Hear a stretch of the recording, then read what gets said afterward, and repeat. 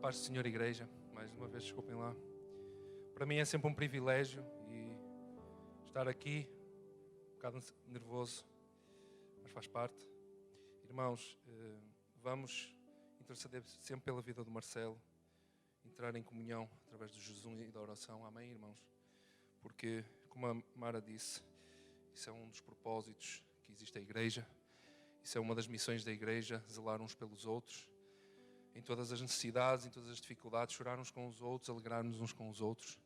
E sempre que algum irmão tiver dificuldade, não tenha vergonha de abrir a vossa boca e pedir ajuda. É para isso que a Igreja existe.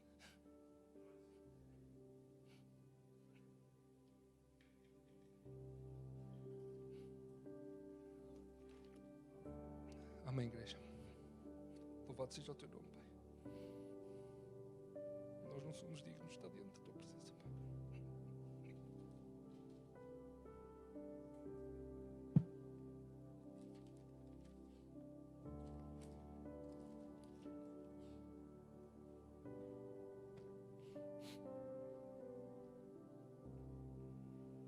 Desculpem, irmãos.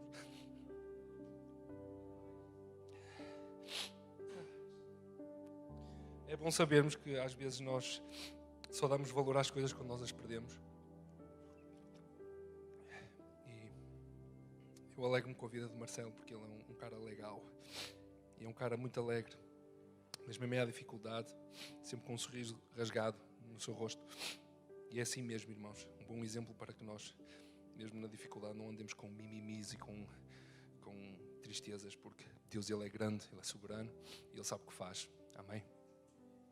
Então, irmãos, eu hoje quero falar um pouco depois deste chororó, peço desculpa, mas eu acredito, irmãos, obrigadão, irmão. Eu acredito, irmãos, que toda a pregação, tudo aquilo que é exposto aqui neste púlpito,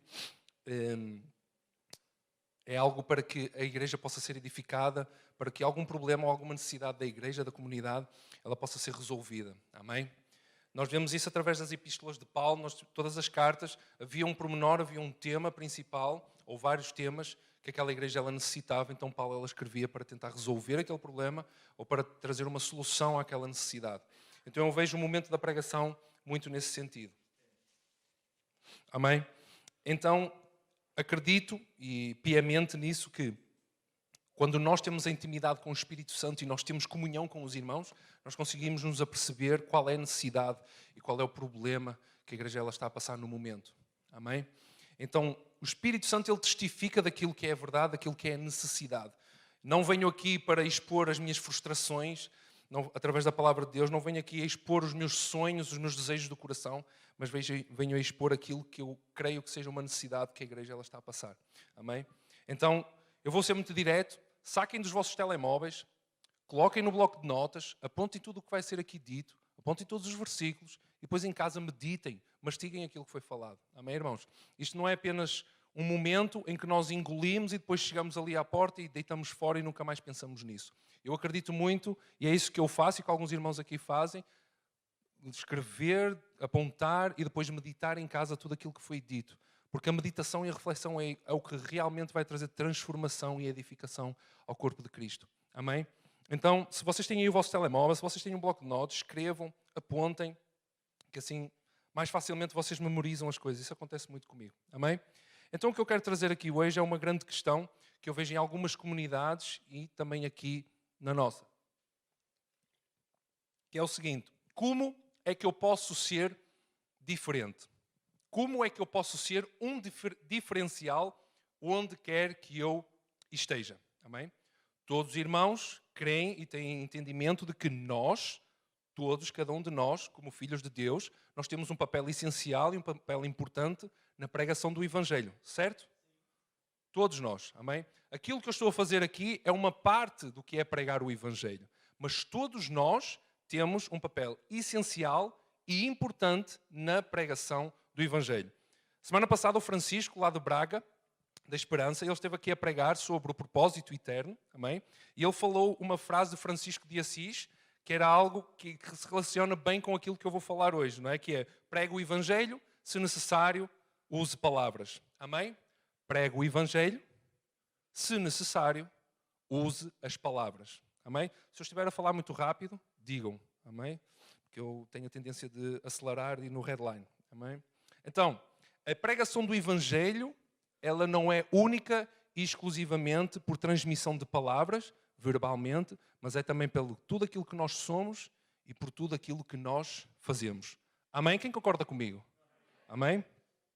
Então vamos começar em Gênesis, capítulo 1, verso 26 e 27. Toda a gente conhece esta passagem, conhecida por todos, a nossa criação, a criação do ser humano. E disse Deus, façamos o homem à nossa imagem, conforme a nossa semelhança, domine ele sobre os peixes do mar, sobre as aves do céu, sobre os animais domésticos e sobre toda a terra e sobre todo réptil que se arrasta sobre a terra. Criou, pois, Deus o homem à sua imagem, à imagem de Deus o criou, homem e mulher os criou. Amém? Existem dois pontos principais e que nós conhecemos, amém? Que é, Deus criou o homem e a mulher como seus vice-regentes e governadores sobre toda a terra. Amém? Toda a terra, todo o homem e a mulher, eles governavam sobre toda a terra, eles cuidavam da terra, eles cultivavam o jardim. Amém? Quando eles olhavam para o homem tinha autoridade sobre toda a criação. Acabamos de ler isso no verso 26. E depois outro ponto importante, criados à imagem de Deus. Mas o que é ser à imagem de Deus? O que é ser à imagem de Deus? Os seres humanos de todas as criaturas que Deus criou têm uma responsabilidade singular. Ou seja, uma responsabilidade que toda a criação não tem. Todo o ser humano ele tem. Que é realizar a missão que Deus nos deu, que recebemos da parte de Deus. E qual é essa missão? Sermos seus representantes aqui na Terra, representantes para toda a criação e refletir o caráter de Deus. De novo, a missão de todo o ser humano, no início de todas as coisas de toda a criação, era sermos seus representantes perante toda a criação e refletir o caráter de Deus. E quando nós olhamos para Jesus, aquele cara, não sei se vocês conhecem Jesus, o homem perfeito, santo, nós verificamos a partir das Escrituras, Colossenses, capítulo 1, vai nos dizer que ele é a imagem visível do Deus invisível. Bem? Jesus, ele é a imagem visível do Deus invisível. Mas o que é essa imagem? O que é essa imagem que Jesus tinha, que era a imagem visível do Deus invisível? Nós sabemos que Jesus, ele encarnou, veio da sua glória, desceu aqui, e ele, Deus, mostrou a partir de Jesus que ele não é um Deus longínquo, não é um Deus afastado, ele é um Deus presente. Ele é um Deus que se encarnou e veio para ter comunhão, intimidade, estar cara a cara, olhar a olhar, falar connosco, tocar nele.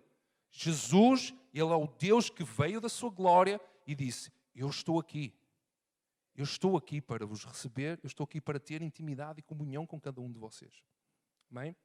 E Hebreus, capítulo 1, verso 3, mostra claramente o que é ser a perfeição de ser criado à imagem de Deus.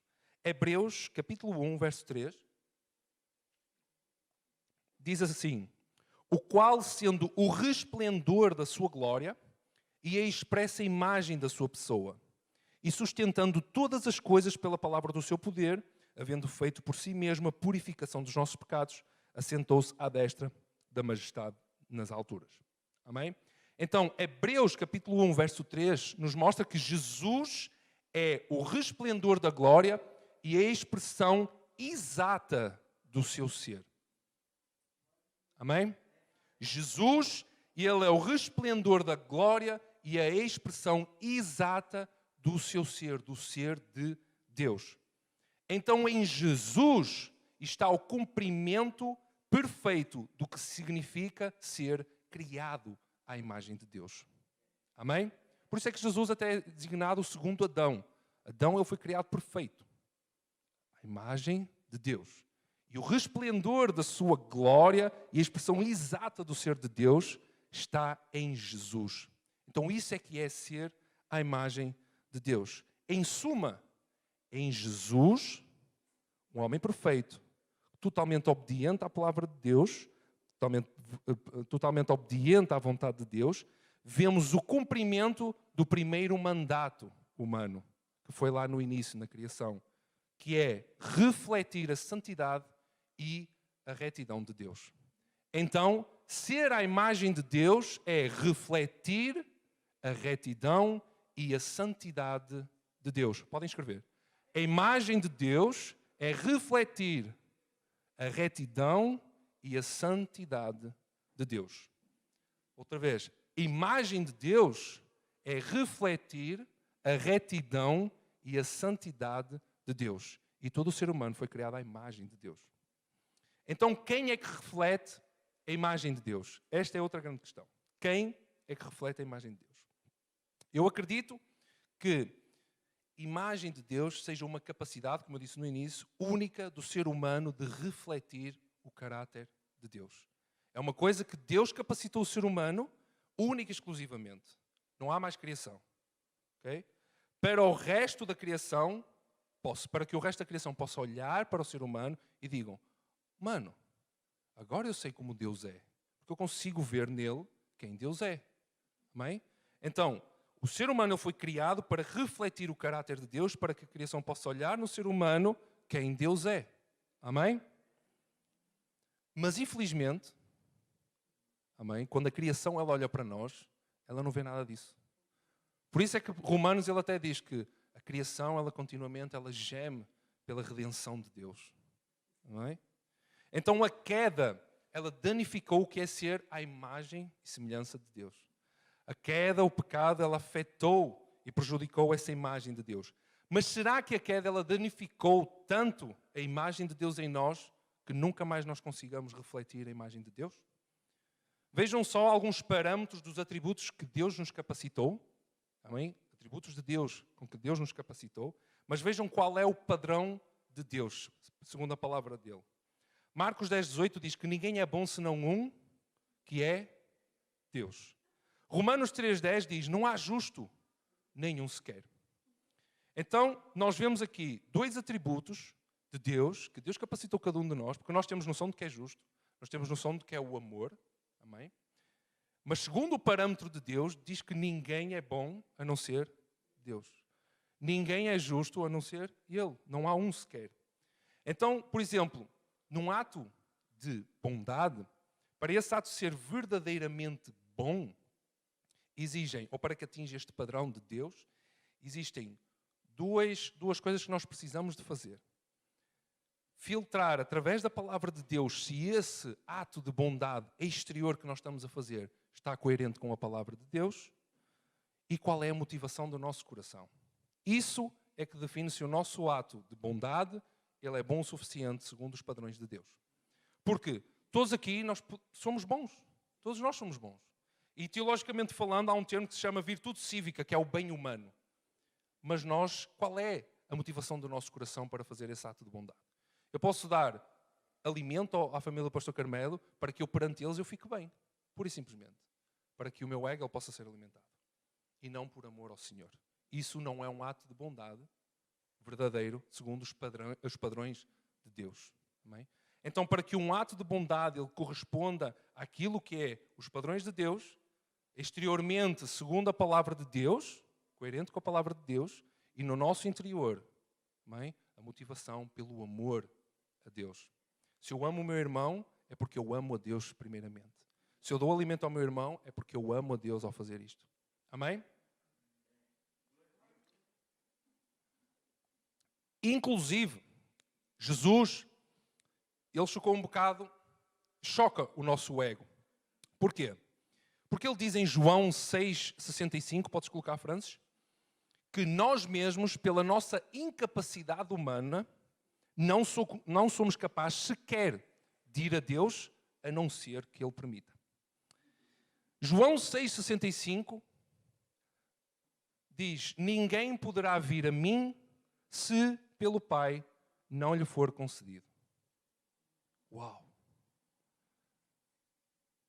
Ninguém poderá vir a mim se pelo Pai não lhe for concedido. Então nós, pela nossa incapacidade humana, nós não conseguimos sequer ir a Deus, a não ser que Ele próprio faça alguma coisa.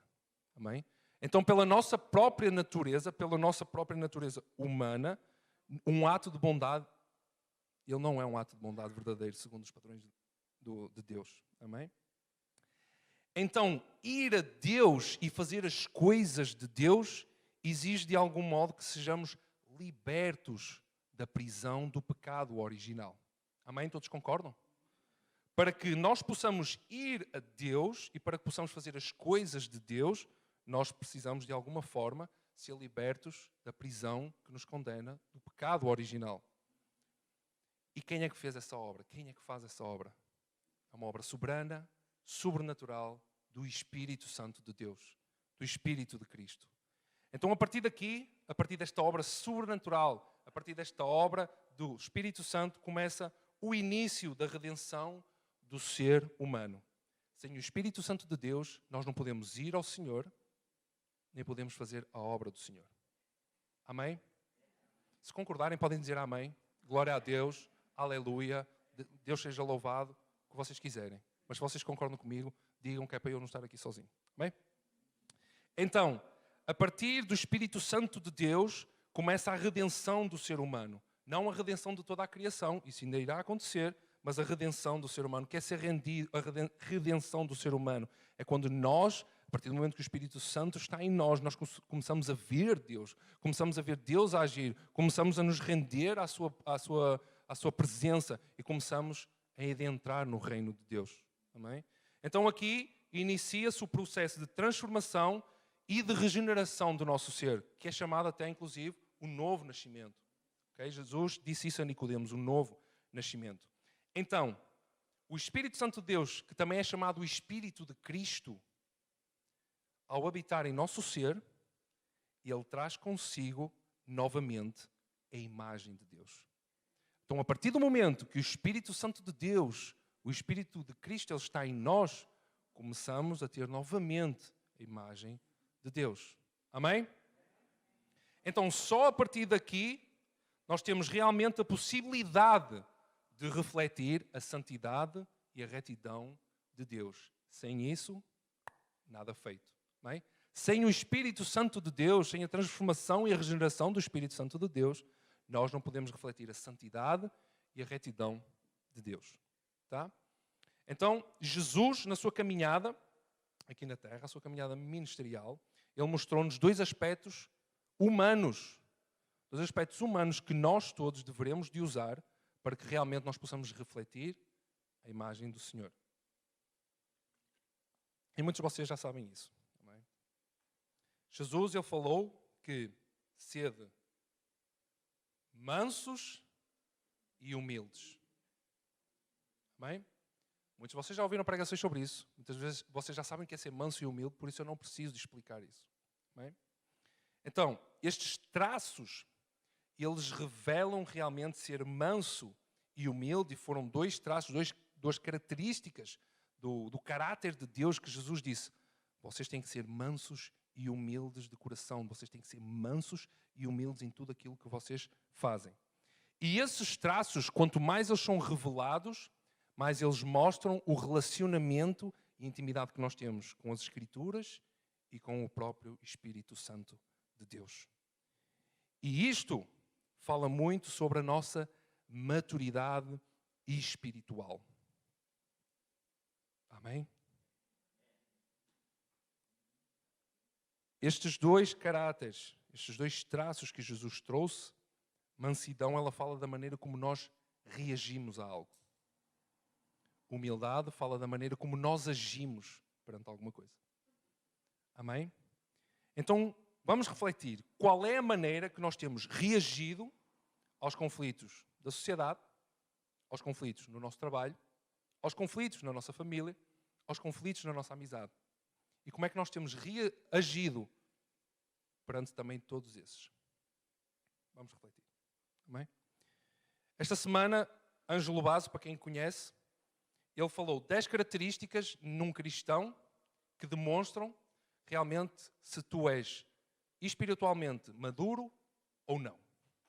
E um deles chamou muita atenção. Muito mesmo. E até me lembrei da Mara e do pastor Carmelo. Ele falou assim: Se tu não tratares o teu vizinho da mesma maneira que tu tratas o teu irmão no culto ao domingo, então quer dizer que tu ainda fazes acessão ou diferenciação entre secular e sagrado e és espiritualmente imaturo. Se tu tratas o teu vizinho de maneira diferente, ou se tu não tratas o teu vizinho da mesma maneira que tratas o irmão no culto ao domingo, és imaturo espiritual. Amém? Então, se um irmão age connosco de maneira brusca, de maneira arrogante, como é que nós deveríamos de agir com ele, de reagir com eles? Vou fazer outra vez a pergunta. Se um irmão age connosco de maneira arrogante ou de maneira má, como é que nós devemos de reagir? Com mansidão. Se um colega de trabalho age de maneira arrogante, ríspida, connosco, como é que nós devemos de reagir? Se um familiar age connosco rispidamente, arrogantemente, como é que nós devemos de reagir? Amém, consegui. Consegui. Yes. Vocês conseguem entender aquilo que eu estou aqui a dizer? Vocês estão a entender aquilo que eu estou a querer trazer aqui à igreja? A mesma maneira que nós agimos com os nossos irmãos é a mesma maneira que nós devemos de agir onde quer que nós estejamos. A própria palavra nos diz que para nós orarmos pelos nossos inimigos, certo? Isso é a pior coisa que nós conseguimos fazer, mano. Cá dentro é mesmo tipo... Mas se vocês não têm inimigos, glória a Deus, não procurem inimigos, ok? Para orar. Se vocês não têm inimigos, glória a Deus. Mas quando Jesus e quando Deus Ele mostra na sua palavra para orarem pelos vossos inimigos, é porque a sua imagem Ele precisa ser refletida principalmente para esses. Amém? Então, a maneira como nós reagimos e como nós agimos tem de ser da mesma maneira como nós reagimos e agimos dentro do corpo de Cristo, lá fora, onde quer que nós estamos. Amém? Então nós vimos, a partir do Espírito de Cristo, nós somos a imagem de Deus, certo? Nós refletimos a imagem de Deus. Amém? Da mesma maneira que Cristo, nós vimos que Ele foi, em Colossenses diz que Jesus é a imagem visível do Deus invisível.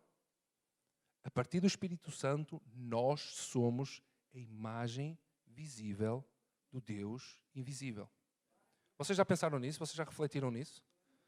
A partir do Espírito Santo de Cristo, dentro de nós, nós somos a imagem visível de um Deus invisível. Nós somos os únicos que pregamos o Evangelho. Mas ninguém prega na criação. Nós somos os únicos que pregamos o Evangelho. Então nós somos a imagem visível de um Deus invisível. Amém? Então quando eu estou no trabalho, eu sou a imagem visível de um Deus invisível. Quando vocês estão na escola, vocês são a imagem visível do Deus invisível. Se vocês estão na vossa família, no ciclo de amigos, vocês são a imagem visível de um Deus invisível. Amém? Então, a maneira como nós agimos e como nós reagimos vão mostrar quem Deus é. Vocês já pensaram nisso? A maneira como nós agimos e como nós reagimos vão mostrar quem Deus é. Porque a imagem de Deus é mostrar à criação quem Deus é. E nós somos uns privilegiados, deixem-me dizer. Nós somos privilegiados porque nós somos os seres humanos que agora estão dentro do reino de Deus, refletem a imagem de Deus, mas existe uma criação que não está dentro do reino de Deus e que precisa dessa reflexão. Foi muito rápido? Não. Então, parte dessa criação, que é o ser humano, elas também têm essa potencialidade de refletir, mas neste momento eles estão prejudicados pelo pecado. Bem? Então, por isso é que eu não entendo, e nós vimos, que a maneira como nós agimos, a maneira como nós reagimos, demonstram quem Deus é. Então é por isso que eu não entendo como é que muitos de nós, e eu falo também por mim, ok? Não conseguimos ou lutamos contra a mudança do nosso caráter arrogante e da nossa personalidade arrogante. Eu sou assim e não tenho que ser diferente. Deus fez-me assim, por isso eu não vou ser diferente. Se fosse eu, mano, a vida ensinou-me que ninguém me pisa aos calos, mano. Ninguém me pisa aos calos. Eu não engulo sapos. Por isso, que vier, vem. Ninguém me pisa aos calos. A vida ensinou-me assim. Será que aquilo que nós fazemos e nós somos vai realmente trazer o entendimento de quem Deus é? Será que realmente a maneira como nós agimos ou reagimos trazem a revelação ou a reflexão de quem Deus é? Então, se nós damos mau exemplo das nossas ações e nos afirmamos como filhos de Deus, porque isso é uma característica de um crente, é maravilhosa, sim. Mas nós temos logo a tendência a dizer, eu sou cristão. Eu levo a minha vida com a palavra de Deus. Isso aconteceu-me na faculdade. Mal eu cheguei à praxe, eu disse logo, atenção, não vou dizer asneiras, não vou entrar em conflitos, não vou dizer mal a ninguém porque eu sou um cristão e levo a minha vida com a palavra de Deus. Ele, tranquilo, mano, estás aqui connosco, sempre que houver uma asneira, dizes pi ou qualquer coisa e não dizes a asneira. Eu, top. Mas a partir desse momento, eu era alvo de olhares a ver se havia alguma coisa, alguma falha, alguma incoerência naquilo que eu dizia. Ok? Há sempre isso. Tá? Então, se nós damos mau exemplo das nossas ações e nos afirmamos como filhos de Deus e estamos a falhar como os seus representantes e estamos a refletir a imagem de um Deus falso. Okay? Se nós temos atitudes ou ações de mau exemplo e nos afirmamos como cristãos ou como filhos de Deus, estamos a falhar como os seus representantes e estamos a falhar em refletir a imagem do Deus verdadeiro. Estamos a mostrar um Deus qualquer. Okay? Então, será que nós estamos a dar a conhecer um Deus que é aquele que nós achamos que existe, que é aquele que é a minha vontade, que é a minha maneira, que eu é que moldo o Deus que eu quero? Ou será que nós estamos a refletir o Deus das Escrituras? Reflitam.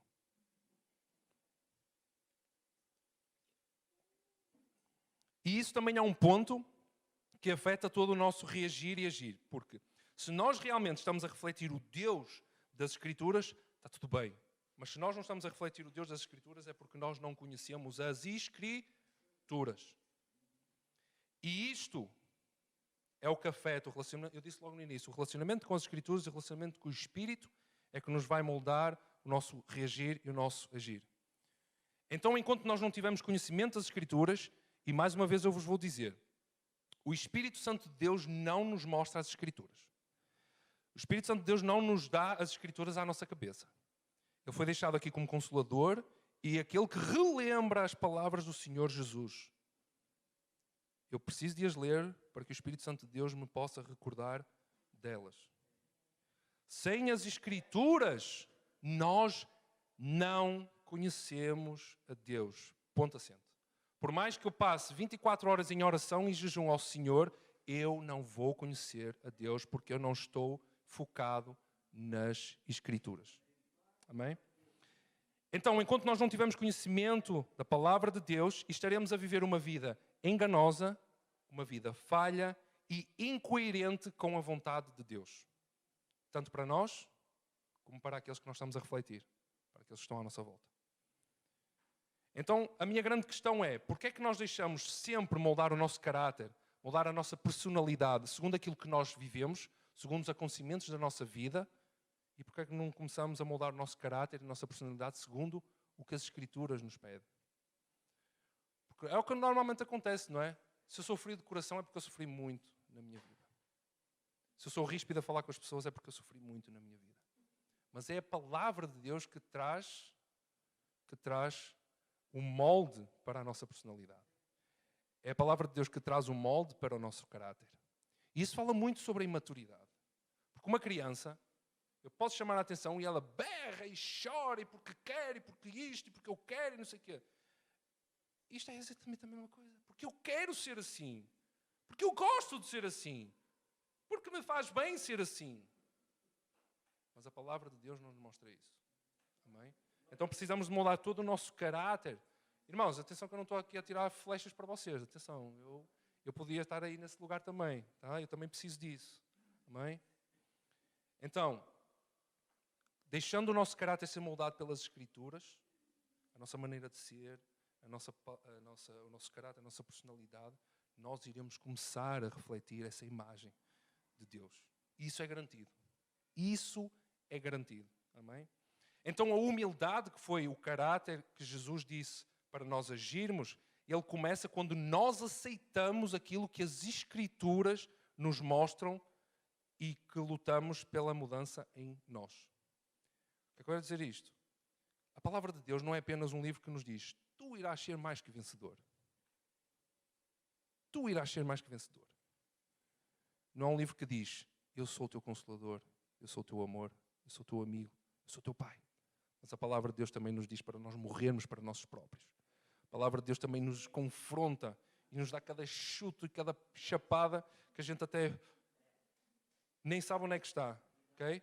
Então a palavra de Deus, ela diz muitas vezes: morre para o teu erro, morre para os teus prazeres, morre para aquilo que tu és e conheces, porque eu é que sou a verdade verdadeira, não aquilo que tu pensas e que tu ouves de outras pessoas. Porque aquilo que nós ouvimos, e nós agimos segundo aquilo que nós ouvimos, muitas vezes não corresponde ao que aqui está escrito. Porque nós moldamos Deus segundo aquilo que nós queremos, segundo aquilo que nós desejamos. Esse não é o Deus das Escrituras, desculpem lá. Esse não é o Deus das Escrituras. Amém? Então a humildade, ela começa quando nós realmente aceitamos e lutamos contra nós próprios, aceitando o que a palavra de Deus diz. A humildade, ela começa quando nós aceitamos: sim, Deus, eu tenho que deixar de ser mentiroso. Sim, Deus, eu tenho que deixar de ser corrupto. Sim, Deus, eu tenho que deixar de ser um mau pai e um mau marido. Mano, é isso que as Escrituras dizem. E a humildade começa aí. A partir daí, mano, é tudo fácil. É sempre a abrir. Amém? Então é por isso que nós, aqui na comunidade Chama Viva de Lessa da Palmeira, pastoreada pelo pastor Carmélio, esposa Mara Cunha, nós lutamos afincadamente e com todas as forças do nosso ser para que esta comunidade ela tenha acesso ao ensino da palavra de Deus. É por isso que nós doamos a nossa vida, e deixemos dizer, nós doamos a nossa vida e às vezes a vida das nossas famílias para trazermos o ensino da palavra de Deus à comunidade. Nós não queremos o conhecimento só para nós. E a palavra de Deus diz que a salvação, ela não é um tesouro que é para nós agarrarmos e guardarmos, é para nós partilharmos para com todos os irmãos. Então o conhecimento da palavra de Deus é para que nós possamos nos edificar uns aos outros. Não sabes alguma coisa sobre a palavra de Deus? Tens alguma dúvida na palavra de Deus? Mano, vem falar comigo. A gente troca aí tete a tete, troca aí duas de letra e vamos tentar entrar em acordo com o que é que a palavra de Deus diz sobre isso. Amém? Então, nós não queremos o conhecimento só para nós queremos o conhecimento para que toda a igreja ela possa ser edificada, todos da mesma maneira. Amém? Eu estou aqui em cima, mas, mano, eu sou como vocês, eu sou aquele que também está a estudar as Escrituras para poder me firmar ainda mais como filho de Deus e conhecedor de quem Ele é. Porquê? Porque senão eu vou estar a mostrar um Deus que não é o que está de acordo com a Escritura. Amém? Então nós estamos aqui para que vocês sejam preparados para vocês trabalharem no reino de Deus. Todos nós estamos aqui para sermos preparados para trabalhar no reino de Deus. Amém? Então estudar as Escrituras, e eu ouço muitas vezes isso, que as Escrituras é só para pastores, o estudo das Escrituras é só para pastores, o estudo das Escrituras é só para os líderes. Precisamos dizer uma coisa. Isto, o estudo das Escrituras, mergulhar sobre as Escrituras, mergulhar sobre o ensino das Escrituras, é para meia dúzia de pessoas aqui dentro. Certo? Não. É para toda a gente. Toda a gente. Toda a gente. Que ainda pensa que é só o pastor ou só os líderes que precisam e têm necessidade de ter conhecimento das Escrituras, deixem-me-vos dar um exemplo. David está na sua casa, recebe um amigo, e ele é um dos, não estou a dizer que ele é, estou a dar como exemplo, ele é um dos que diz: eu vou estudar as Escrituras para quê? Então, o pastor é que é o líder lá da igreja, ele é que tem que escrever e dizer-me o que é verdadeiro ou não. Ele recebe um amigo, ele começa a falar do testemunho dele, sobre Deus, e o amigo começa a ficar entusiasmado. Ele diz: mano, dá-me a conhecer quem é esse Deus. Estou, pastor, venha aqui a casa que eu preciso de alguém que venha falar sobre quem Deus é, porque eu não sei muito bem, então venha aqui à minha casa, por favor, ensinar ao meu amigo quem Deus é. Por favor. Acham que isto é uma maneira certa de nós, como pregadores do Evangelho, agirmos perante as vidas que estão à nossa volta? Vocês acham que no momento em que vocês vão dizer quem Deus é, mostrar quem Deus é a partir das Escrituras, a partir da vossa vida, vocês acham que vocês vão ter potencial para isso? Então quem acha que não há necessidade de nós termos essa reflexão, essa meditação, esse estudo das Escrituras, é porque ainda não compreendeu e não entendeu o que é ser representante de Deus, ainda não entendeu e não compreendeu o que é ser imagem de Deus. Amém? Romanos 10, 14. Eu estou quase a terminar. Já está?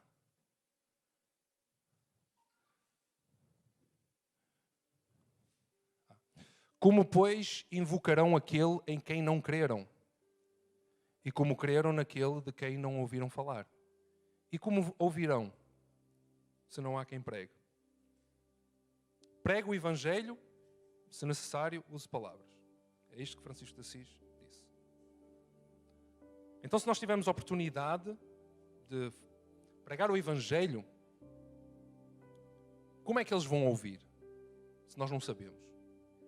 Ninguém dá aquilo que não tem. Ninguém dá aquilo que não tem. Deixem-me dizer, irmãos, é vergonhoso quando nós somos questionados sobre Deus, e não estou a falar claramente de quem está no início da caminhada, porque claramente ainda está no processo de conhecimento, mas quando nós somos questionados quem Deus é vergonhoso quando nós respondemos, eu não sei. Ou quando nós agimos e nós reagimos mal como seus representantes. Quando nós não sabemos como agir e reagir segundo os filhos de Deus, é porque o nosso foco não está nas Escrituras. Não está. Então entendam uma coisa, irmãos. Está na hora de nós amadurecermos. E amadurecimento não fala de estar 30 anos fechado numa igreja. Porque eu posso ter 30 anos de casa e saber bola sobre Escrituras. Eu posso ser treinador de bancada, simplesmente. Não passei pelo processo de treinador de futebol e estou na bancada a mandar habitats, mas eu não conheço nada.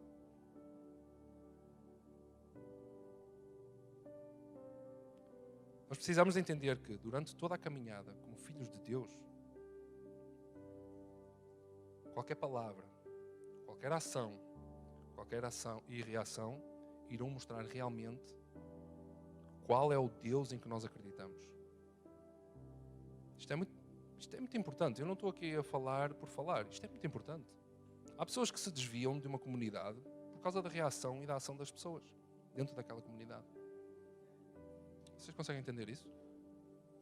Há pessoas que perdem a fé em Deus porque dizem: mano, da maneira que tu és, eu não quero esse Deus, então. Se nós continuamente usamos das nossas ações e das nossas reações e tudo aquilo que nós somos da mesma maneira que o mundo age, que o mundo reage, não há diferença. Então como é que eu posso ser uma diferença, um diferencial onde quer que eu estou? Reflitam nisso. Porque nós precisamos ser um diferencial. Ainda hoje estava a almoçar com um casal amigo e eu disse assim: olha, hoje vou pregar na igreja. Eles disseram assim: e o que é que vais pregar? E eu comecei-lhe a pregar e ele: mas porquê é que os cristãos têm que ser um diferencial? Porquê é que os cristãos têm que ser diferentes? E isso é um dado adquirido. E eu fiquei tipo assim. Porque eu falei-lhe: Jesus diz que nós temos que ser mansos, nós temos que ser humildes. E ela disse: mas isso é um dado adquirido. Isso é uma coisa que qualquer ser humano devia de ser. E eu fiquei tipo assim a olhar para ela. Obrigado, Karina. Mas sabes, a palavra de Deus, ela nos mostra que... Vocês conseguem entender? E quando nós falamos sobre mansidão e humildade, nós podemos ser assim e somos assim. Mas será que realmente nós estamos a refletir a imagem do Senhor Deus? Será que nós estamos a refletir a santidade e a retidão de Deus nas nossas ações? Timóteo 3, 16, para terminar. Timóteo 3, 16. Diz assim: toda a Escritura é inspirada por Deus e útil para o ensino. para a repreensão, para a correção, para a educação na justiça. 17. A fim de que o servo de Deus seja perfeito e perfeitamente habilitado para toda boa obra. Não é para toda a obra, é para toda boa obra.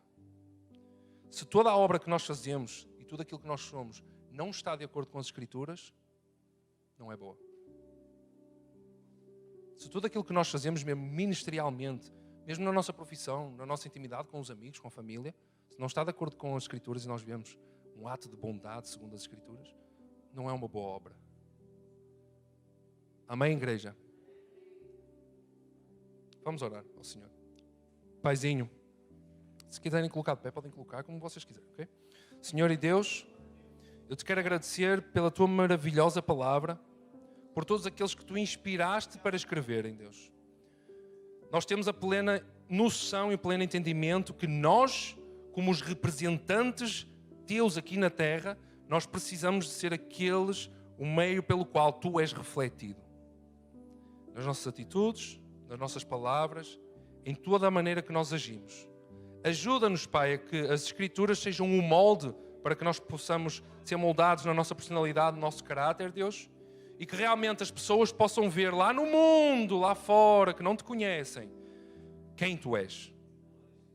Que através das nossas vidas nós possamos ser um farol que ilumina todo aquilo que está perdido, Pai. Que nós realmente possamos ser luz no mundo, sal da terra, onde quer que nós vamos, Pai. Porque sem as Escrituras, sem intimidade contigo, nós não sabemos quem tu és. E nós não queremos ser iguais aos do mundo, Pai. Porque a palavra de Deus diz mesmo que se vocês são realmente iguais aos do mundo, não há valor nisso. Vocês não são um diferencial. Nós não somos um diferencial, Deus, mas mostra-nos a melhor maneira para nós seguirmos para o alvo. Mostra-nos a melhor maneira, Senhor, nós refletirmos a tua imagem, Pai. Para que realmente tu possas agir através de nós, para que vidas venham a se render a ti, Pai.